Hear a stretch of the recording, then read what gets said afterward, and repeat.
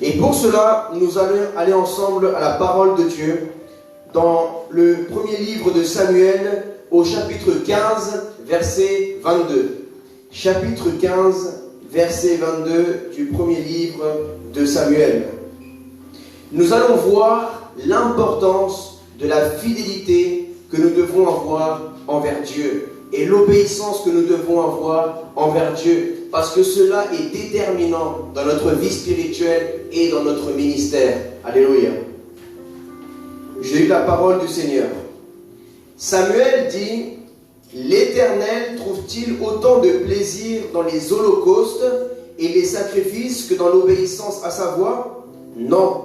L'obéissance vaut mieux que les sacrifices, et l'écoute attentive vaut mieux que la graisse des béliers. Amen. Amen. Acclamons la parole de Dieu. Vous pouvez vous asseoir, mes frères et sœurs. Ce verset que je viens de lire, 1 Samuel chapitre 15 verset 22, parle d'une opportunité qu'avait le roi Saül. Il avait l'opportunité entre obéir l'ordre de Dieu et offrir un sacrifice, un holocauste. Alléluia. Je vais juste demander au premier rang de se déplacer, s'il vous plaît, pour le pasteur Carlos et sa famille, s'il vous plaît. Merci beaucoup. Alors, là, il voyait que les choses ne bougeaient pas comme lui attendait. Il attendait que Dieu lui donne une directive, mais Dieu avait déjà dit: attends que j'agisse. C'est lui qui allait déjà agir. Il allait envoyer son prophète Samuel pour agir. Mais le roi Saül, à ce moment-là, il devait prendre une décision. Soit il faisait quelque chose, soit il ne faisait rien. Il y avait une armée en face de lui. Tout était en train de l'oppresser, tout était en train de lui mettre la pression. Peut-être ses chefs militaires étaient en train de lui mettre la pression. Il était face à une armée qui venait face à lui. Il devait faire quelque chose, il devait prendre une décision. Et cela nous enseigne dans notre vie personnelle, nous aussi. Nous passons par des moments parfois comme le roi Saül, qui nous devons prendre des décisions. Soit obéir le Seigneur et attendre que le Seigneur agisse, ou soit offrir un sacrifice nous-mêmes. Alors, le roi Saül a offert un sacrifice lui-même. Mais c'est là que le prophète Samuel est arrivé par la suite et lui a dit: Saül, le Seigneur trouve plus de plaisir dans l'obéissance que dans les sacrifices. Alléluia. Un sacrifice, qu'est-ce que c'est? Un sacrifice, c'est quelque chose qui peut justifier notre acte. Un sacrifice, c'est quelque chose, c'est une décision qu'on prend qui peut justifier ce qu'on fait. Et qu'on dit: oui, mais j'ai préféré offrir ce sacrifice plutôt que cet acte d'obéissance. Mais aujourd'hui, le Seigneur veut nous dire à nous, Église, que nous devons lui obéir à sa parole, à son Saint-Esprit, mais aussi à ses serviteurs. Alléluia. Car aujourd'hui, je ne viens pas parler que de l'obéissance envers Dieu. Parce que la Bible dit, Jésus a dit: comment dis-tu que tu aimes Dieu que tu ne vois pas, mais tu n'aimes pas ton prochain que tu peux voir? Alléluia. Parfois on dit: non, moi j'aime Dieu, mais lui, je l'aime pas. Moi j'aime Dieu, mais elle, je l'aime pas. Je ne peux pas la saquer, je ne peux pas la voir, je dois l'esquiver, je ne peux pas le croiser. Nous devons revoir notre cœur, frères et sœurs. Nous ne pouvons pas dire: Alléluia, Hosanna, je t'aime mon Dieu. Mais quand tu croises un homme ou une femme que tu n'aimes pas, tu l'esquives, tu as des mauvaises pensées envers la personne. Il faut nous repentir et il faut demander à Dieu de nous remplir de son amour. Alléluia.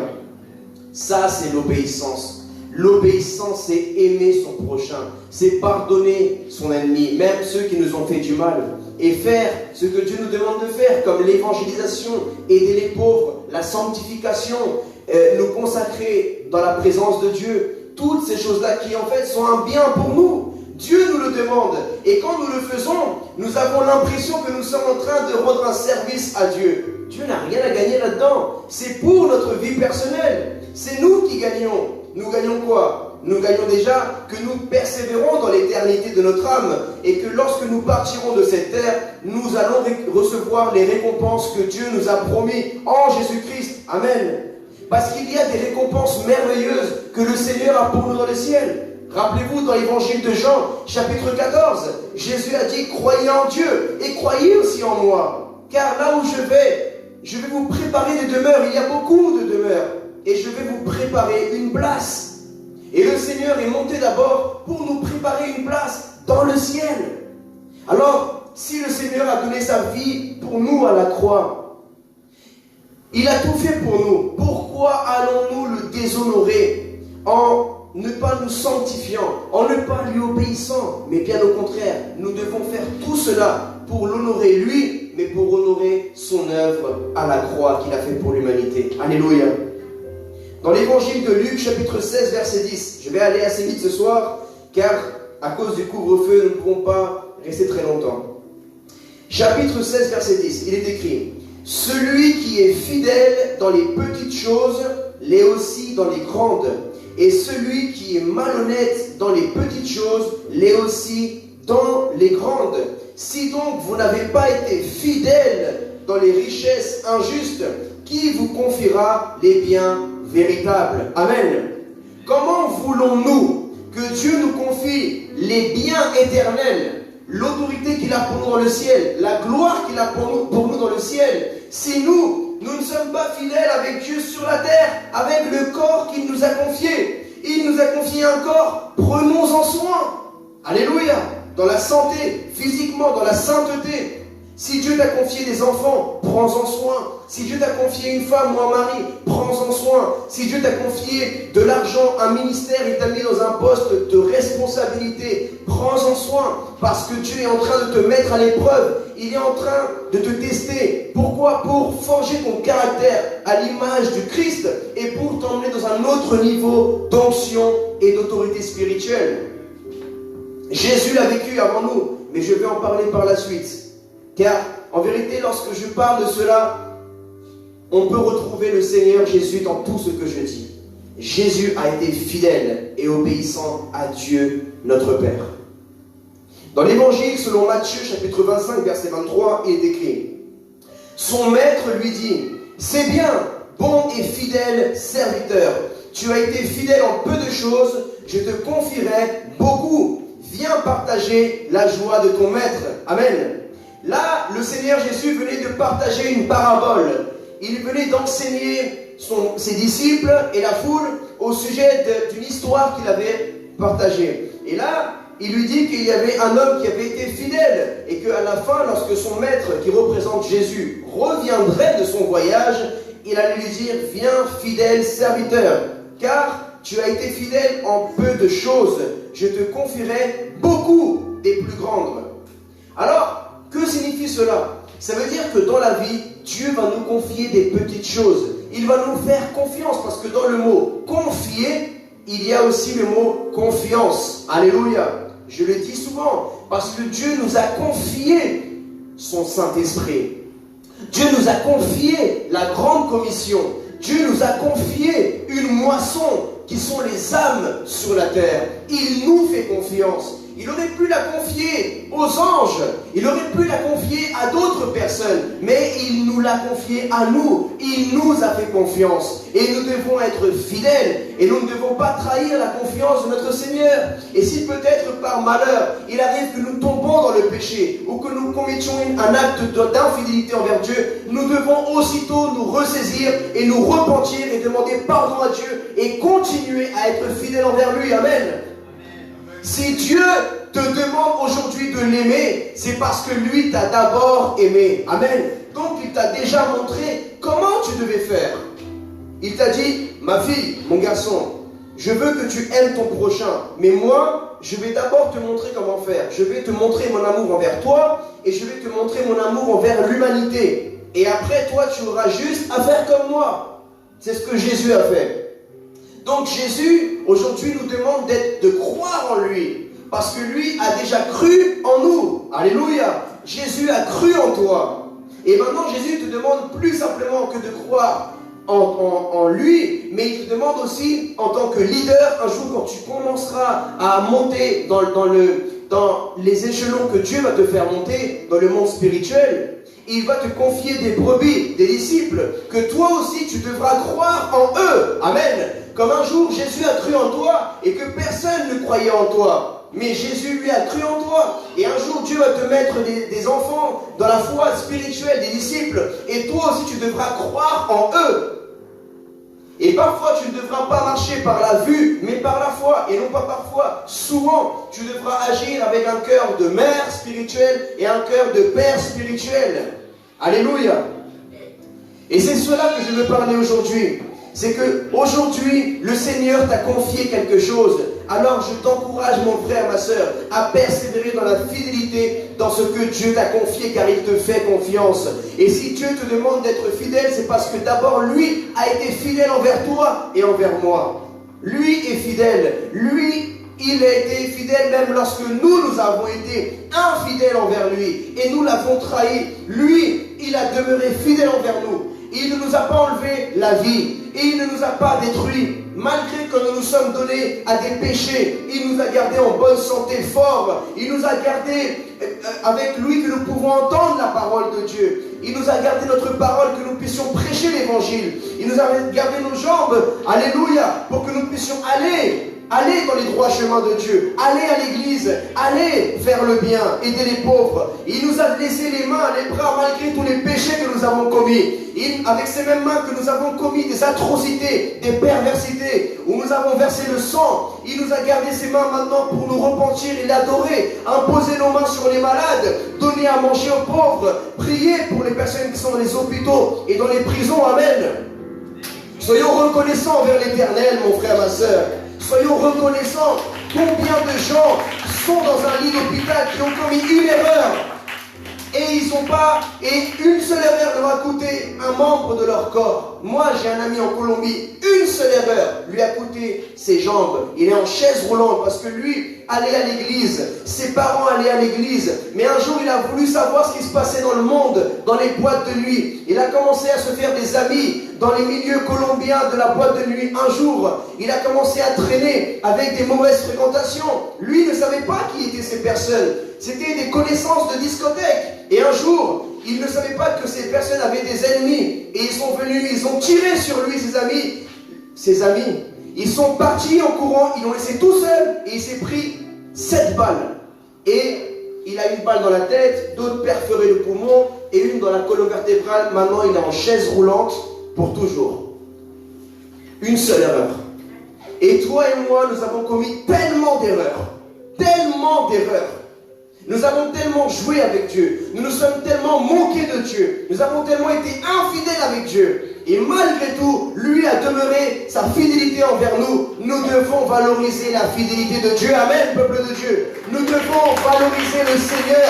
Aujourd'hui, sa fidélité envers nous doit dire: mais pourquoi est-ce que tu es si fidèle envers moi, Seigneur? Avec toutes les atrocités que j'ai commises, avec tous les péchés que j'ai commis, avec toutes les fois où je me suis moqué de toi, avec toutes les fois où j'ai péché contre toi, toi tu continues d'être fidèle envers moi, Seigneur. Je me repens, je te remercie pour ton amour merveilleux et je vais te servir pour toujours. Alléluia. Il y a eu des hommes dans la Bible qui ont valorisé. Je parle de Moïse, je parle de David, qui ont été des grands hommes que les plus grands, que les prédicateurs. Nous prêchons souvent sur Moïse, sur David. Mais ces mêmes hommes aussi ont commis des péchés comme toi et moi. Nous nous souvenons des bonnes choses de Moïse. Nous nous souvenons des bonnes choses de David. Mais Moïse a été un assassin. Il a versé le sang d'une personne. David a aussi été un assassin et un adultère. Ils ont commis des erreurs. Mais nous, quand il s'agit des personnes bibliques, nous parlons que des bonnes choses. Mais quand il s'agit d'un frère ou d'une sœur de l'église, tu ne te souviens plus de toutes les bonnes choses qu'il a fait. Tu ne vois que le mal et tu la juges et tu le juges. Et au lieu de tendre la main pour le relever, tu tends la main pour le condamner et l'écraser encore plus bas. Est-ce que c'est ça l'amour de Jésus, mes frères et sœurs? Non. Où va l'église? Quand nous parlons des serviteurs de Dieu dans l'histoire, nous nous souvenons des bonnes choses. Mais quand il s'agit d'un frère ou d'une sœur que tu peux voir, là, tu parles négativement de la personne? Pourquoi sommes-nous comme ça? Repentons-nous, ressaisissons-nous aujourd'hui, frères et sœurs. Nous devons revoir notre amour. Alors, le Seigneur a parlé beaucoup de la fidélité. Une des choses qui a tenu le Seigneur Jésus jusqu'à la fin, c'est sa fidélité envers Dieu, son amour envers Dieu. Parce que pour être fidèle envers quelqu'un, il faut aimer cette personne. Pour l'obéir, il faut croire en cette personne. Parce que tu lui obéis, parce que tu crois, tu dis, je le crois et je vais l'obéir les yeux fermés. Amen. Si tu t'es déjà aveuglé pour faire le mal, maintenant, comme on dit, crois aveuglément en Dieu. Parce que si tu as cru aveuglément dans le diable, alors que lui t'a trahi, a été infidèle envers toi, maintenant, crois aveuglément en Seigneur Jésus-Christ. Parce que ton aveuglement de foi va te produire une vue spirituelle. Alléluia. 1 Samuel chapitre 2 verset 30. C'est pourquoi l'Éternel, le Dieu d'Israël, déclare: j'avais certes dit que ta famille et celle de ton ancêtre marcheraient devant moi pour toujours. Mais maintenant l'Éternel déclare: loin de moi cette intention. En effet, j'honorerai celui qui m'honore, mais ceux qui me méprisent seront méprisés. Lorsque tu es infidèle avec Dieu et tu continues et tu persévères dans le péché sans te repentir, tu es en train de déshonorer ton Créateur. Déshonorer ton Créateur. Déshonorer, ça veut dire humilier quelqu'un, le déshonorer. Ce que tu dis, je m'en fiche de Dieu. Tu n'es pas en train de le dire avec tes paroles, mais tu es en train de le dire avec tes actes.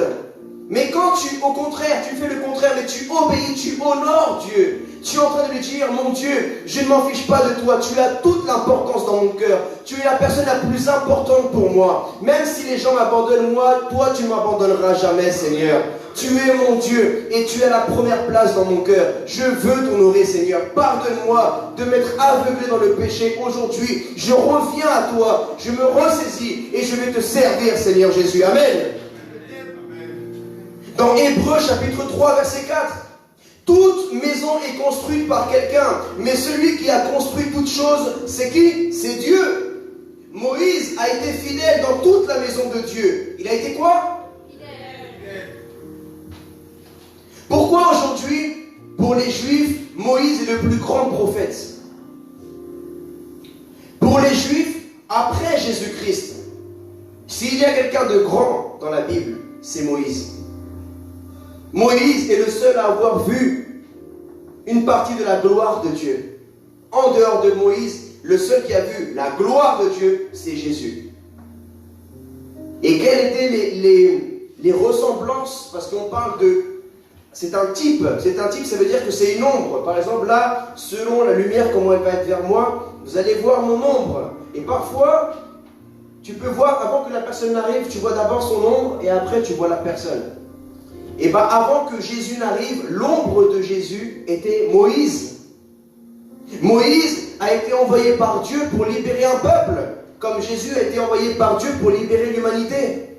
Moïse est parti en Égypte pour parler à Pharaon. Jésus est venu dans ce monde pour défaire les œuvres du diable. Moïse a pris le peuple d'Israël et l'a passé par la mer pour l'emmener à la liberté à Canaan en Israël. Et Jésus a pris le peuple et il l'a passé par les eaux du baptême et du Saint-Esprit pour nous emmener à la nouvelle Jérusalem qui est la vie éternelle. Alléluia. Alors, Moïse était fidèle envers Dieu et il était le plus humble de tous. Moïse était un homme humble et l'humilité précède la gloire de Dieu. Pourquoi Moïse a été le seul à avoir vu une partie de la gloire de Dieu, un tout petit peu de la gloire de Dieu, un minuscule, microscopique? Parce qu'il a été humble et son humilité lui a donné ce cadeau si merveilleux qui est la gloire de Dieu dans sa vie. Et Jésus, qui a été la personne la plus humble de tous les temps, a toute la gloire du Père. Et aujourd'hui, ce cadeau, nous l'avons, nous, enfants de Dieu, par Jésus-Christ, et nous ne le méritons pas. Mais si tu veux voir la gloire de Dieu dans ta vie, il te faut être humble et fidèle envers le Seigneur. Et si tu as été peut-être orgueilleux à des moments dans ta vie, si tu as tenu tête à Dieu, si tu as résisté à ton Créateur, si à des moments donnés, tu t'es laissé emporter, c'est pas grave, c'est du passé, ça ne sert plus à plus rien de pleurer pour ton passé. Maintenant, il faut te repentir, demander pardon à Dieu et avancer. Alléluia. Parce que ton passé, tu ne peux plus le changer, mais ton futur, tu peux le changer en Jésus-Christ. Dans Nombre chapitre 12, verset 5, maintenant je vais parler que de la même façon que Jésus a dit, comment dis-tu que tu aimes Dieu, que tu ne vois pas, mais tu n'aimes pas ton prochain que tu peux voir. Alors, mes frères et sœurs, comment disons-nous que nous sommes soumis et obéissants à Dieu, que nous ne pouvons pas voir, mais nous ne sommes pas soumis à nos autorités spirituelles, comme les pasteurs, comme les parents, les papas, les mamans, et d'autres autorités, leaders, diacres.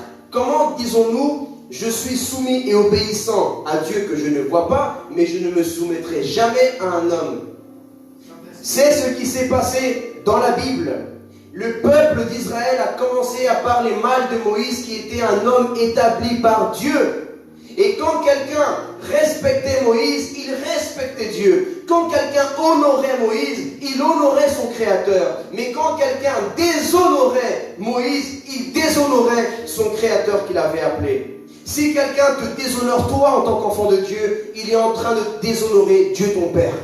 Même si tu n'es pas encore dans le ministère, tu as le titre, tu as le revêtement de Christ et tu es un enfant de Dieu. Ne fais pas que de respecter des pasteurs et des leaders. Respecte ton frère qui n'est même pas encore consacré. Il n'est pas moins que quelqu'un d'autre. Alléluia. Respecte tout le monde. Si tu veux qu'on te respecte, toi aussi, tu dois respecter. Ne méprise personne. Parce que si tu sèmes le mépris dans quelqu'un d'autre, toi tu vas récolter le mépris dans ta propre vie. Les gens aussi vont te mépriser et tu vas être face à des situations où tu vas te faire mépriser parce que toi tu es méprisé. Et je te dis en vérité, si tu respectes les autorités pastorales, les diacres, les leaders, c'est très bien, tu fais bien. Mais si tu n'es pas en train de respecter tes frères et sœurs et tu manques de respect parce qu'ils ne sont pas encore leaders ou pas une autorité, c'est pas bien. Tu feras mieux de respecter tout le monde, même si la personne est en train de passer le balai, même si la personne est en train de nettoyer les toilettes, et ben tu ferais mieux de l'honorer et de le respecter. Parce que si la personne ne passe pas le balai, comment tu pourrais t'agenouiller par terre? Si la personne ne nettoie pas les toilettes, comment tu pourrais aller au petit coin? Si les personnes ne font les tâches que personne ne veut faire, comment l'œuvre de Dieu avancerait? Cette personne que tu vois qui ne commence pas, demain peut être un très grand serviteur de Dieu et une très grande servante de Dieu. Et peut-être qu'un jour tu l'as méprisé parce qu'elle passait le balai ou parce qu'il était en train de faire une chose qui n'est pas grande importance aux yeux humains. Mais demain, peut-être que là où tu verras que c'est un grand serviteur de Dieu, une grande servante de Dieu qui, il ou elle, peut t'apporter quelque chose, peut-être que tu vas aller lui lécher les bottes. Et je parle en vrai. Parce que souvent, c'est ce que nous faisons, nous les êtres humains. Nous allons lécher les bottes aux autres, mais les autres qui sont moins, nous n'allons même pas les respecter et les honorer. Est-ce que c'est vrai ou c'est pas vrai? C'est vrai ou c'est pas vrai? C'est vrai.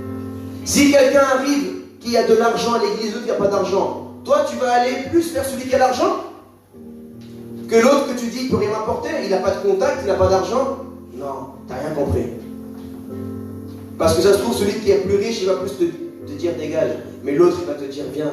Il va partager le pain avec toi. Amen. Moi, j'ai souvent vu plus des personnes démunies partager son pain que des personnes qui ont peut-être beaucoup d'argent, qui ne vont te dire excuse-moi, arrête-toi là. Et c'est tout. Donc, nous devons honorer tout le monde et respecter tout le monde, frères et sœurs. L'Éternel descendit. Nombre chapitre 12, verset 5. L'Éternel descendit dans la colonne de nuée et se tint à l'entrée de la tente. Il appela Aaron et Myriam qui s'avancèrent tous les deux. Et il dit, écoutez bien mes paroles, lorsqu'il y aura parmi vous un prophète, c'est dans une vision que moi l'Éternel je me révélerai à lui. C'est dans un rêve que je lui parlerai. Ce n'est pas le cas avec mon serviteur Moïse. Il est fidèle dans toute ma maison. Je lui parle directement, je me révèle à lui sans énigme, et il voit une représentation de l'Éternel. Comment se fait-il que vous n'ayez pas eu peur de parler contre mon serviteur Moïse? La colère de l'Éternel s'enflamma contre eux. Il s'en alla et la nuée se retira de dessus la tente. Et voici que Myriam était frappée de lèpre. Elle était blanche comme la neige. Aaron se tourna vers Myriam et vit qu'elle avait la lèpre. Est-ce que vous avez compris ce qui s'est passé il y a plusieurs milliers d'années? Dieu a choisi un homme. Il l'a utilisé pour faire sortir son peuple d'Israël. Le peuple d'Israël est sorti du peuple par l'intervention divine de Dieu à travers son serviteur. Par l'obéissance de son serviteur et par la foi de son serviteur. Mais une fois dans le désert, quand Moïse pouvait leur apporter quelque chose, ils étaient, oui Moïse, vas-y on va y aller Moïse. Moïse, t'es le meilleur, on est avec toi. Mais quand Moïse était en train d'être éprouvé par l'Éternel dans le désert, là, il n'y avait plus de vas-y Moïse, on est avec toi, il y avait vas-y, viens, on fait un coup d'état. Viens, on va le tuer. Viens, on va critiquer ce Moïse. Moïse, tu ne sers à rien. Moïse, si Dieu te parle, Dieu peut aussi nous parler à nous. Ils ont commencé à murmurer. Ne murmure jamais sur personne, mon frère, ma soeur. Parce que tu sais ce que ça ramène, la murmuration? Ça ramène la lèpre. Et nous, en France, on ne connaît pas la lèpre. Mais peut-être que dans d'autres pays, tu as déjà vu c'est quoi la lèpre. La lèpre, c'est une maladie très grave, très forte, que même les personnes ne veulent même pas te fréquenter, ne veulent même pas s'approcher de toi, parce qu'ils ont peur d'être contaminés. Et si tu vis ça dans ta vie, si tu commences à murmurer, tu auras une lèpre dans ta vie spirituelle. Tu auras une lèpre dans ta vie spirituelle. Moi, personnellement, j'ai appris ce principe depuis mon plus jeune âge spirituel. Je l'ai appris dans la Bible de Jésus. Je l'ai appris également du prophète Moïse et je l'ai appris du roi David. Lorsque le roi Saül, une autorité spirituelle en Israël, le roi d'Israël, a commencé à persécuter David, qui aux yeux de l'Éternel, c'était lui le vrai roi. Saül n'était plus roi. Il croyait qu'il était roi, mais il n'était plus roi. Et David le savait, mais il l'a gardé pour lui. Et même quand Saül le poursuivait avec son armée, les gens qui traînaient avec David disaient, viens, on va tuer Saül. Et David reprimandait sévèrement ces personnes et lui dit, que Dieu me préserve de lever la main sur le oint de l'Éternel. Ça veut dire, imagine le respect qu'il avait pour Dieu, qui le menait à respecter un serviteur de Dieu, même qui lui-même s'était égaré depuis longtemps. Juste le respect, la crainte qu'il a de Dieu. Ça veut dire que quand tu es en train de parler mal de quelqu'un, de murmurer sur quelqu'un, c'est comme si tu es en train de lever ta main dans le monde spirituel, tu es en train de le frapper, tu es en train de le jeter des pierres, de le lapider. Et tu n'as aucune crainte de Dieu. Tu es en train de montrer à Dieu, je m'en fiche de toi, parce que je n'ai pas peur de toi, Dieu. Parce que tu vas faire quoi si je parle mal de lui? C'est ça que tu es en train de faire. Quand tu parles mal de quelqu'un, même si c'est quelqu'un qui n'est pas converti, quand tu parles mal de quelqu'un, c'est comme si tu es quelqu'un que tu te dis, il ne va rien m'arriver. Ah bon? Joue avec Dieu. Joue avec ça. Et ne t'étonne pas de ce qui peut t'arriver. Mariam avait la familiarité avec Moïse. Elle s'est dit, ça, il va se passer quoi? Qui va faire quoi? Qui va faire quoi si je parle de Moïse? Je parle de Moïse, il y a quoi? Eh bien, il a eu la lèpre. Elle croyait parce que c'était son frère, elle pouvait se permettre plus que les autres. Et regarde ce qui est arrivé. Même les autres n'ont pas eu la lèpre. C'est que Myriam, sa propre sœur, qui a eu la lèpre. Parce qu'elle s'est permise de critiquer. Et en plus, ce que je veux te dire, c'est que ça ne va pas que pour les pasteurs, ça va même pour ton frère, ta soeur, ton père, ta mère, tes enfants, tes collègues de travail. Ne parle jamais de quelqu'un. Si tu as quelque chose contre quelqu'un, sois un vrai homme, sois une vraie femme.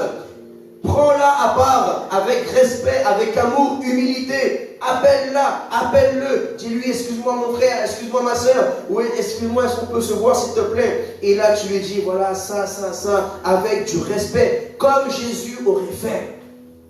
Et ta récompense sera grande dans le ciel. Amen. Alléluia. Ce que je vous enseigne aujourd'hui, frères et sœurs, c'est ça le royaume des cieux. C'est ça. Est-ce que vous croyez que les anges du ciel, ils parlent entre eux? Ça, c'est des choses qui n'existent pas dans le ciel, ça. Alors, quand tu fais quelque chose, dis-toi, est-ce que ça, ils le font dans le ciel? Si tu vois qu'ils ne font pas dans le ciel, alors arrête de le faire tout de suite. Est-ce que les anges, ils sont en train de murmurer entre eux? Non, ça, c'est les démons qui font ça. Ça, c'est les démons qui se murmurent entre eux. Mais toi, tu n'es pas le fils d'un démon. tu es un enfant de Dieu. Amen. Tu ne dois pas faire comme le diable, tu dois faire comme Dieu. Le diable est infidèle, le diable est désobéissant, le diable est insoumis. Le diable ne se soumet à rien ni personne. Le diable parle de tout le monde, il ne respecte rien, il n'a pas de respect. Pourtant, il tremble devant Dieu, mais il n'a pas la crainte véritable de Dieu. Parce que s'il y aurait une véritable crainte, il y aurait une réelle repentance. Mais il n'y a jamais eu de repentance. La différence entre la foi du diable et ta foi et notre foi à nous, c'est que nous craignons Dieu, mais nous repentons de nos péchés.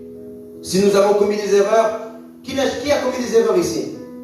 Amen. Gloire à Dieu, qu'on reconnaît tous qu'on est des pécheurs et qu'on est déjà tombé dans notre vie spirituelle. Et on se repent. Mais le diable, lui, il ne se repent pas. Malgré qu'il a peur de Dieu, malgré que tout, il continue, il est aveuglé dans sa méchanceté. Donc Dieu l'a condamné.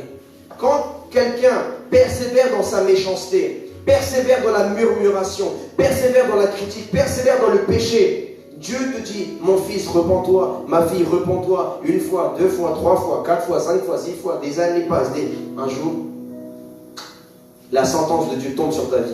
Et après, il ne faudra pas venir pleurer. Amen. Amen. Mes frères et sœurs, la Bible dit que le père qui aime ses enfants les corrige. Aujourd'hui, vous avez l'impression que j'ai sorti ma ceinture et que je suis en train de vous prendre tous. Non, ça va pour moi aussi.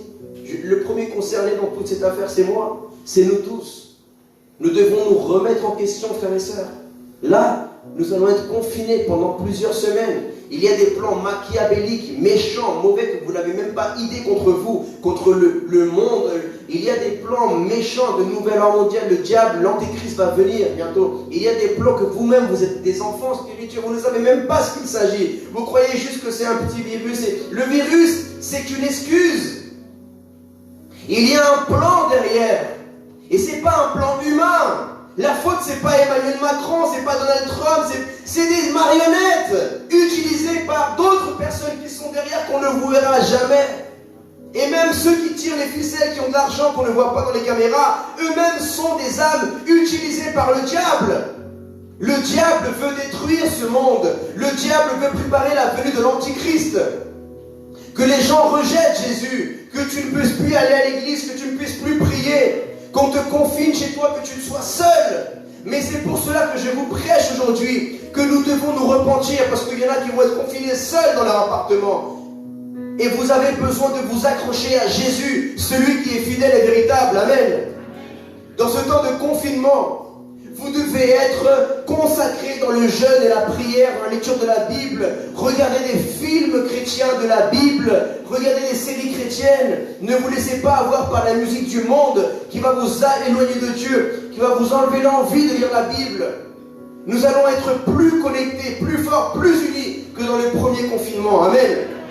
Nous allons rester unis à faire des réunions tous les jours au nom de Jésus, des prières. Nous allons nous réunir sur les Zooms et nous allons rester unis et nous appeler. Nous devons nous préparer à cela.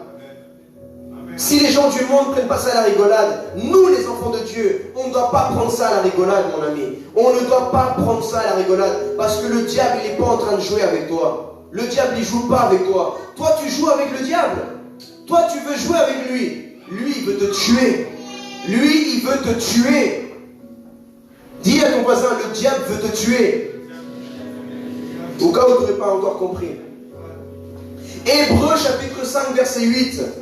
Ainsi, bien qu'étant fils, il parle de Jésus, il a appris l'obéissance. Waouh! Ça veut dire que même Jésus a appris l'obéissance.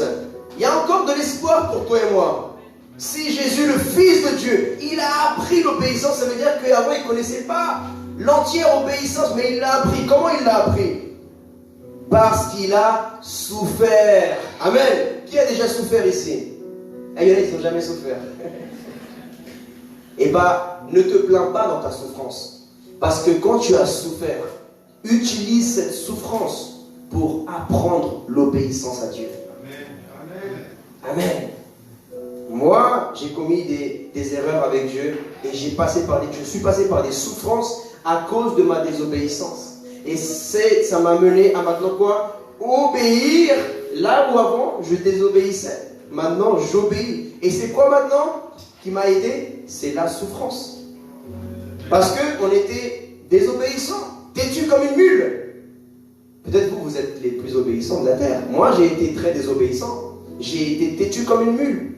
Et Dieu, il a dit, ah, il veut me résister celui-là. Comme je l'aime, je ne vais pas lui envoyer en langue, mais je vais lui apprendre l'obéissance. Et je suis passé par la souffrance. Et oui, j'ai pleuré, j'ai plié mes genoux. Il y a des moments que je ne savais plus quoi faire. Mais je suis resté dans le chemin de Dieu. Alléluia! Et toi aussi, même dans tes moments difficiles, tu dois rester accroché à Jésus. Alléluia! Et parfaitement qualifié, il est devenu pour tous ceux qui lui obéissent l'auteur d'un salut éternel, car Dieu l'a déclaré grand prêtre à la manière de Melchisédek. Si toi tu obéis, tu vas accumuler des points spirituels d'obéissance et les gens vont t'obéir. Comment veux-tu que les gens t'obéissent quand tu vas être patron d'une entreprise? Même dans le milieu séculier, tu montres une entreprise de bâtiment, tu montres une entreprise de ménage, tu montres un cabinet d'avocat, tu montres n'importe quoi. Et toi, tu es quelqu'un et tu montes une église, tu commences à être pasteur, serviteur, leader, diacre. Et toi, tu veux que les gens t'écoutent, qu'ils soient obéissants, mais toi-même, quand toi tu avais une autorité au-dessus de toi, tu ne l'as pas fait. Ce que tu sèmes, tu les récoltes. Donc, si vous voulez que vos entreprises marchent, entreprises naturelles et les entreprises surnaturelles marchent, semez l'obéissance et la fidélité là où vous êtes. Moi-même, si je suis un homme d'autorité et que je vis l'autorité dans ma vie, c'est parce que moi-même je suis soumis à une autorité. J'ai un pasteur, j'ai des parents spirituels. Alléluia! Et j'en suis fier. J'en suis fier. Parce que ça me garde dans l'humilité. Ça me garde dans la crainte de Dieu, dans le service. J'ai servi longtemps dans un ministère qui n'était pas le mien. 5 ans, j'ai servi comme si c'était mon ministère. Et quand est venu mon temps où Dieu m'a appelé, j'ai récolté ce que j'avais semé. Mais toi aussi, mon frère, ma soeur, sème là où Dieu t'a établi. Sois fidèle, sois obéissant, donne l'exemple. Comme ça, quand toi, Dieu t'appellera à commencer ton ministère, ton entreprise, tu verras que tout va être clean dans ta vie entrepreneuriale, ministérielle. Pourquoi? Tu seras dans la paix, parce que tu n'auras aucune accusation du diable qui viendra te dire maintenant je vais te faire ci, la misère, parce que toi tu étais désobéissant, tu as été infidèle, tu as fait ci, dans l'autre tu as fait des divisions, tu as fait des murmurations, tu vas récolter. Non, lorsque le diable viendra te dire ça, tu dis écoute Satan, tu n'as rien contre moi. Je n'ai jamais murmuré de quelqu'un. Je n'ai jamais été infidèle envers un ministère où j'ai servi. Je n'ai jamais été désobéissant à une autorité. C'est ça que tu dois déclarer au diable. Et quand tu déclares, il ne va rien avoir contre toi. Pourquoi? Parce que tu l'as vécu. Alléluia. Ça, David, Moïse l'ont vécu. Ils ont commis des péchés. Mais dans ce qui est de autorité, ils étaient des hommes soumis à l'autorité, obéissants à l'autorité de Dieu. Philippiens chapitre 2 verset 5. Que votre attitude soit identique à celle de Jésus-Christ. À celle de qui? Lui qui est de condition divine n'a pas regardé son égalité avec Dieu comme un butin à préserver, mais il s'est dépouillé lui-même en prenant une condition de serviteur. Même si tu montes haut, tu n'es pas l'égal du pasteur, tu es le serviteur. Amen. Moi, même si je monte haut, je ne serai jamais l'égal de mon Père spirituel, que Dieu m'en délivre. Je serai toujours là soumis à mon Père spirituel. Amen. Ça s'appelle l'honneur. Et l'honneur, les Japonais ils connaissent mieux que nous ça, les Asiatiques. Nous, les Occidentaux, on ne connaît pas l'honneur. On est un peuple qui ne connaissons pas l'honneur. On déshonore nos parents. Allez voir en Afrique comment ils honorent les parents. Allez voir en Asie comment ils honorent les parents. Et allez voir en France, en Europe comment on honore nos parents. Ils sont cloîtrés dans des maisons de retraite là-bas. On ne les calcule même pas. Mais là-bas, en Afrique, en Asie, en Amérique latine, il y a le sens de l'honneur. On sait c'est quoi honorer son père. On sait c'est quoi honorer sa maman. On sait c'est quoi faire des sacrifices pour son frère et sa sœur. Mais en Europe, on a perdu ça. On a perdu l'honneur. On est en train de déshonorer nos parents, on est en train de déshonorer nos pasteurs, on est en train de déshonorer le président, on est en train de déshonorer Dieu. La dernière fois, j'étais impressionné. À la télévision, je ne dirais pas quelle chaîne, en tout cas c'est une très connue, une chaîne de journal. Quand il parle du président Emmanuel Macron, il dit Macron, comme si Macron c'est ton pote. Genre, bon Macron il a pris une décision, Macron. Même pas ils disent Emmanuel Macron, mais ils disent Macron. Il y a un esprit de familiarité. Et quand ils interviewent le président Emmanuel Macron, eux ils l'appellent Macron. Mais la dernière fois, j'avais vu il n'y a pas longtemps, ils avaient interviewé celui de Monaco. Je ne sais même pas s'il est roi, s'il est seigneur. En tout cas, il l'a appelé. J'étais étonné. Dans la plus grande chaîne française, vous la connaissez déjà, mais je n'ai pas envie de dire le nom. Ils ont dit Monseigneur. Ça veut dire que tu honores plus les gens de l'extérieur. Tu l'appelles Monseigneur de Monaco. Mais ton propre président, ton propre pasteur de ton église, ta propre maman, quand c'est une autre dame âgée, tu dis Hé maman. Mais ta propre maman, tu lui claques la porte. Ta propre maman, tu lui cries. Mais quand tu vois quelqu'un à l'église qui est enceinte, tu dis maman, assieds-toi là maman, vas-y maman. Quand tu vois un ancien à l'église, tu dis papa, papa. Ton propre papa, tu l'appelles jamais. Ton propre papa, tu le déshonores. Vous êtes là? J'arrête ou je continue? Je continue? Frères et sœurs, on doit avoir les principes de l'honneur. On doit honorer. On doit honorer, frères et sœurs. Et oui, il y a des choses qui nous font mal, mais c'est une réalité. C'est une réalité. Parce que ce sont des principes qui nous ramènent des bénédictions spirituelles et qui touchent le cœur de Dieu. La Bible dit dans Éphésiens, chapitre 6, honore ton père et ta mère. Honore qui? Ton père et ta mère. C'est le premier commandement avec promesse. Alors, tu auras une longue vie sur la terre. Tu auras une longue vie sur la terre si tu honores ton père et ta mère. Donc le contraire c'est, si tu déshonores ton père et ta mère, tu auras tu auras une courte vie malheureuse sur la terre. Aujourd'hui, mes frères et sœurs, je voulais parler de cela, de la fidélité, de l'obéissance, parce que c'est cela qui touche le cœur de Dieu. Qui veut toucher le cœur de Dieu ici?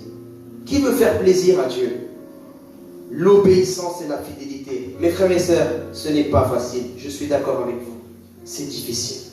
Et nous avons été déçus d'hommes et de femmes. Et parfois, nous n'avons pas envie de croire, d'être fidèles à des hommes parce que nous avons peur. Et la peur, qu'est-ce que crée la peur? Un manque de confiance, de l'insécurité. Le problème, c'est quoi, mon frère, ma sœur? Nous devons être guéris de cela. Parce que si toi, tu as vécu des mauvaises expériences dans l'amour dans le passé, tu ne peux plus... Tu t'es abandonné à une femme un jour, tu as souffert. Tu t'es abandonné un jour à un homme, tu as souffert. Après, tu dis, je ne crois plus dans l'amour. Mais après, tu vas rencontrer une autre femme, un autre homme, et le pauvre, la pauvre, elle va payer les pots cassés de ton passé. Il va payer les pots cassés de ton passé. Pourquoi? Parce que tu n'as pas été guéri. Tu dois être guéri dans ton cœur. Amen. Nous devons être guéris. Et là, je parle des sentiments, des relations sentimentales. Quand tu as déjà souffert dans le passé, tu es méfiant. Dis avec moi, méfiant. Et aujourd'hui, méfiant, c'est comme, moi, je ne me laisse pas avoir. Moi, je suis méfiant, moi. Moi, je fais confiance à personne. Maudit celui qui confie en l'homme. On aime bien prendre ce verset-là pour dire, maudit celui qui confie en l'homme. Mais mon frère, il y a un contexte, ma soeur. Si tu es méfiant, les gens le sentent, ta méfiance. Cette femme va sentir ta méfiance. Cet homme va sentir. Ton patron va sentir. Ton pasteur va sentir. On sent. Ça se sent, ta méfiance. Et la méfiance crée de l'insécurité dans une relation. Si tu es méfiant, tu es quelqu'un qui n'est pas sûr de tes décisions. Et ça se sent à des kilomètres. Il n'y a que toi qui crois que ça ne se voit pas. Mais ça se voit que tu es quelqu'un de méfiant. Pourquoi? Ça se voit dans tes décisions, dans ton comportement. Mais si tu es quelqu'un qui te laisse restaurer, même si tu as vécu des blessures dans le passé, et maintenant tu décides de croire dans l'amour, tu décides de croire dans un serviteur de Dieu, une servante de Dieu, malgré que tu as vécu des déceptions dans le passé, si tu crois que Dieu t'a établi quelque part, fais confiance à Dieu. Alléluia. Fais confiance à Dieu. Je parle de cela Parce que la fidélité et l'obéissance, c'est ce qui a fait que Moïse soit Moïse que nous connaissons. Que David soit le David que nous connaissons. Que Jésus soit le Jésus-Christ que nous connaissons. Amen. La fidélité et l'obéissance. Et je suis venu te dire aujourd'hui, mon frère, ma soeur, si tu as commis des erreurs, repens-toi, relève-toi et sois dans la joie parce que Dieu t'a pardonné par Jésus-Christ. Le diable n'a plus rien contre toi. Tu as été justifié, innocenté par ta repentance et ta foi en Jésus-Christ, le Messie, le Fils de Dieu. Et aujourd'hui, je voudrais honorer Dieu en honorant une personne. Et aujourd'hui, ça va être un temps de célébration. Alléluia. Alors, s'il y a des personnes que je dois honorer aujourd'hui, c'est bien le Seigneur Jésus-Christ, c'est ma merveilleuse épouse, c'est ma mère, c'est mes frères et sœurs, mais c'est aujourd'hui une personne que Dieu, et des personnes que Dieu m'a demandé d'honorer aujourd'hui. Même moi et même toi, quand tu seras serviteur de Dieu, pasteur, tu auras un des 5 ministères, tu auras ton ministère, tu devras obéir ce que Dieu te demande. Parce que si tu n'obéis pas ce que Dieu te demande, ça s'appelle de la désobéissance. Et quand l'Esprit de Dieu te confirme par sa parole, vous qui voulez que Dieu vous parle mais vous ne lisez pas la Bible, il faut que tu aies des confirmations dans la parole de Dieu. Amen. Amen. Parce que l'Esprit de Dieu se mouvoit par sa parole. C'est par la parole de Dieu que Dieu va vous parler. Alléluia. Alors aujourd'hui, je voudrais appeler le groupe de louanges tout d'abord, s'il vous plaît. Et je voudrais... Est-ce que tu peux couper, s'il te plaît? Que Dieu vous bénisse, frères et sœurs. Allez sur le site H24 pour Jésus et découvrez tous les messages, toutes les prédications pour pouvoir être édifiés. Que Dieu vous garde.